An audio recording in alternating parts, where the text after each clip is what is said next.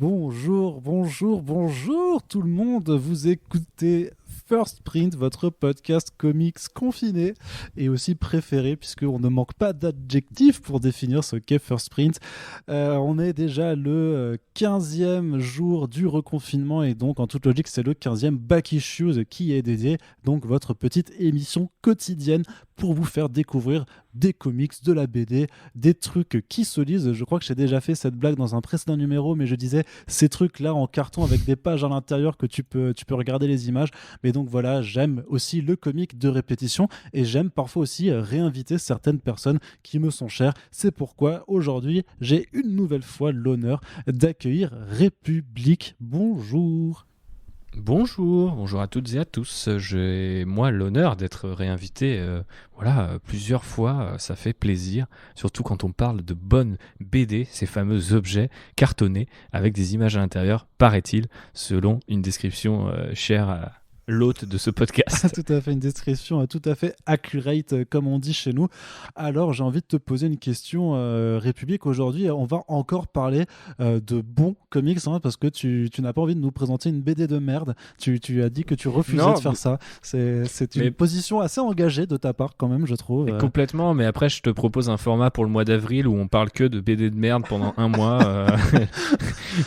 Tu vois, et comme ça permet aux gens de faire un peu de ménage peut-être dans leur bibliothèque en disant ouais c'est vrai que c'était nul, c'est vrai que c'était pas ouf. Reborn, pardon, voilà. Alors du coup, ouais, non, ça, on risque de pas se faire des copains si on fait un podcast pour trasher des gens. N'oublions pas que c'est sûr. Ça reste aussi un travail et que tu ne peux pas être bon partout. C'est ce qu'on m'a appris à l'école en tout cas. Aujourd'hui, donc, Kill or Be Killed de Yes. Ed Brubaker et Sean Phillips, sorti chez Delcourt, une série entre 4 tomes. Ça défouraille au canon scié. Présente-nous un petit peu, déjà, Ed Brubaker, Sean Phillips. Quand on lit des comics plus ou moins régulièrement, on tombe au moins une fois dans sa vie sur ce nom, sur ce duo. Pourquoi cela ?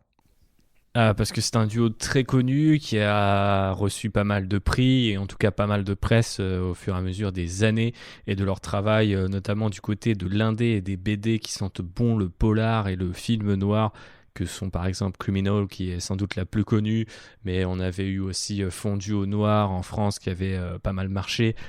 Il me semble, on a eu quoi ? Il y a eu Fatal, il y a eu mince. Je perds le dernier qui est sorti, All My Heroes Were Junkies, je ne sais plus. C'est ça, tous mes héros étaient des junkies, qui est en fait une sorte de spin-off de Criminal de toute façon, donc ça reste un peu dans cette mouvance. Et alors en ce qui concerne la VO, ils sont en train de sortir une série d'albums sous l'intitulé Reckless, et c'est une sorte de détective privé qui fait des enquêtes parce que le polar, il kiffe ça, et ils sont complètement. Donc voilà, mais là du coup on n'est pas du tout, alors on est toujours dans un registre assez sombre, c'est pas quelque chose de très très joyeux, Kill or Be Killed, mais ce n'est pas vraiment dans le registre de l'enquête, du détective privé, des mafieux ou des gangsters. Alors de quoi ça parle, Kill or Be Killed ? Alors du coup, c'est assez intéressant que tu me lances sur la question de toute façon du genre et du fait que ça soit légèrement différent de ce que font Brubaker et Phillips d'habitude, parce qu'effectivement, on va retrouver un peu les codes et un certain nombre de thématiques communes, mais cette fois ça ne va pas parler de gangsters ou de flics ou de détectives privés, mais d'un jeune homme qui s'appelle Dylan, qui du coup après une tentative de suicide ratée, en fait il est un peu poursuivi par un démon, donc une espèce de créature qui lui apparaît et qui lui dit que pour survivre il va falloir qu'il tue une personne par mois. Et du coup, Dylan, qui est un garçon plutôt dépressif, bien bousillé par la vie et qui se pose énormément de questions sur l'état du monde et à quel point il part potentiellement en couille, va se dire un type par mois, peut-être que c'est pas si dur que ça. Et le principe de la série, c'est que ça va aller de mal en pis et que après un premier numéro ou des premiers numéros qui effectivement des fourrailles à base de canon scié et de meurtres en amateur qui finissent plus ou moins bien, mais surtout très mal. la série s'aventure sur d'autres territoires et un peu comme toutes les séries de Brubaker et Phillips, en fait, finit par presque abandonner le pitch de base, parce que c'est vrai, quand on vous le résume comme ça, vous vous dites « Waouh, mais génial, le mec a été sauvé par un démon, et le démon, il va lui apparaître tout le temps. » Et au final, il me semble qu'il y a même un tome où le démon est quasiment absent, en fait, Ouais, c'est pas comme dans Death Note l'histoire. avec Ryu qui C'est apparaît ça. toujours. Faut pas s'attendre à un truc 100% fantastique. D'ailleurs, la question et la présence ou même la pertinence de ce démon est souvent remise en cause à travers l'histoire. Je peux le dire sans le spoiler.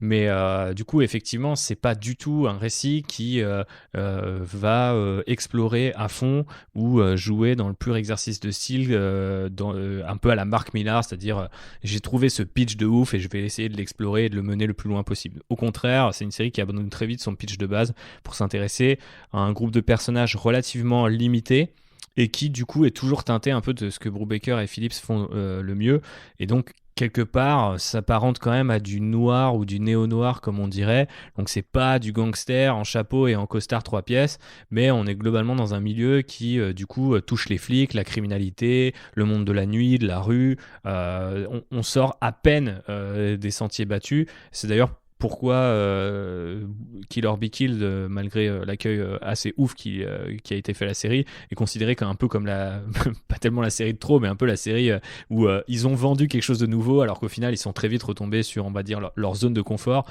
Après, moi j'attends pas de types comme Brubaker et Phillips, que je considère parmi les meilleurs, tu vois, dans le milieu, de faire autre chose que ce qu'ils savent faire de mieux. Je veux dire, ils sont tellement au-dessus du game que quelque part, quand je lis du Brubaker et Phillips, c'est aussi pour retrouver ce qui fait leur force.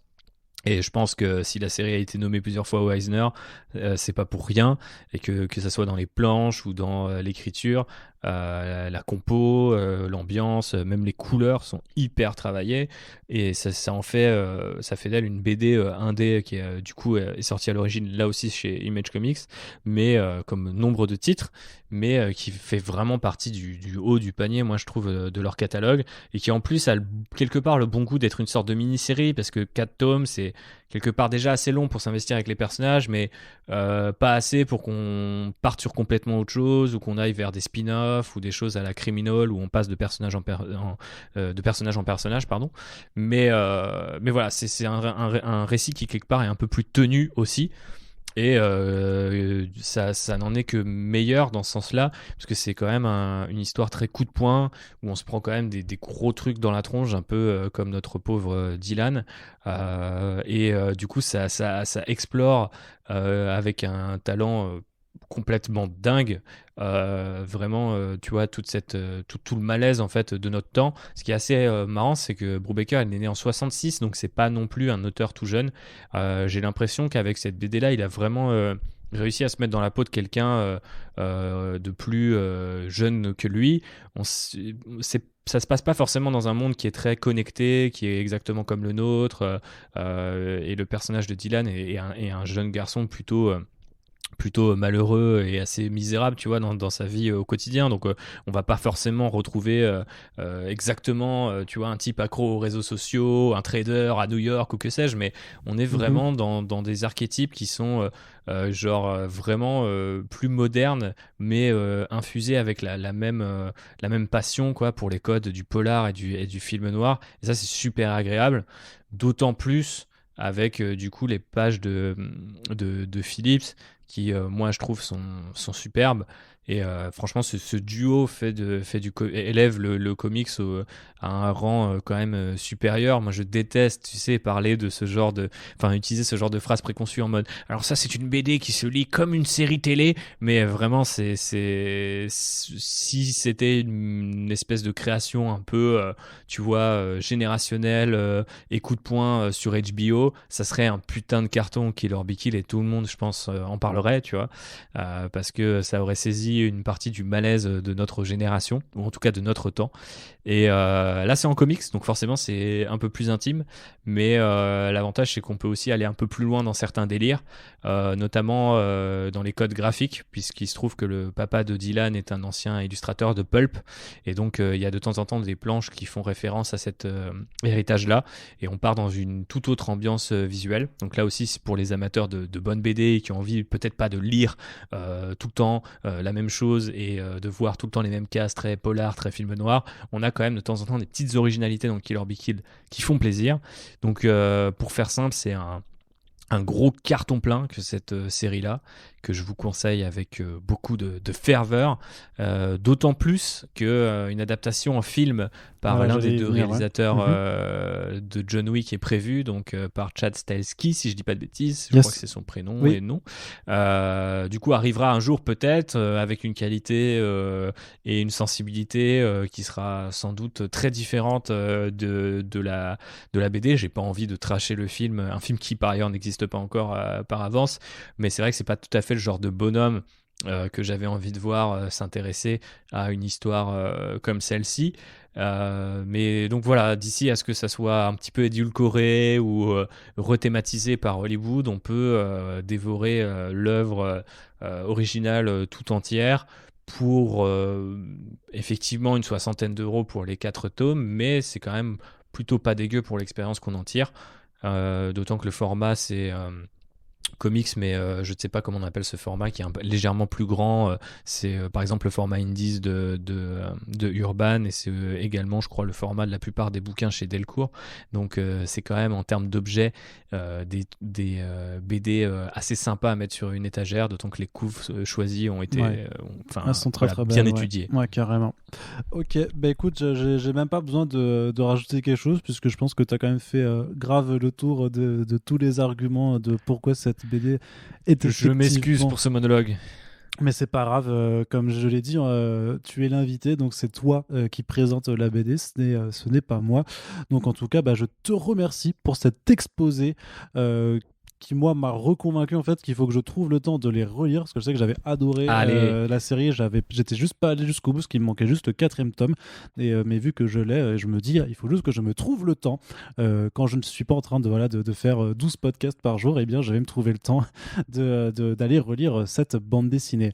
République, je te remercie de nous avoir présenté Kill or Be Killed, c'est chez Delcourt, le premier tome coûte 16,50 €. Vous avez les liens dans la description si vous voulez les commander chez nos copains de Comic Zone. N'hésitez pas à les soutenir et à nous faire un petit soutien indirect si vous commandez chez eux par ces liens. République, ton bouquin Star Wars, ça sort toujours là? Parce que non, c'est dans quelques jours là. Donc, Eh bien ouais, le 19 novembre, donc ça sort toujours parce qu'on s'organise pour que ça puisse sortir. Je pense que ça nous fera pas mal de choses à discuter si d'ordinaire nous discutons de cette sortie tous les deux. Mais effectivement, on fait tout pour que ça puisse sortir dans les meilleures conditions possibles, tout en respectant les conditions et les règles sanitaires.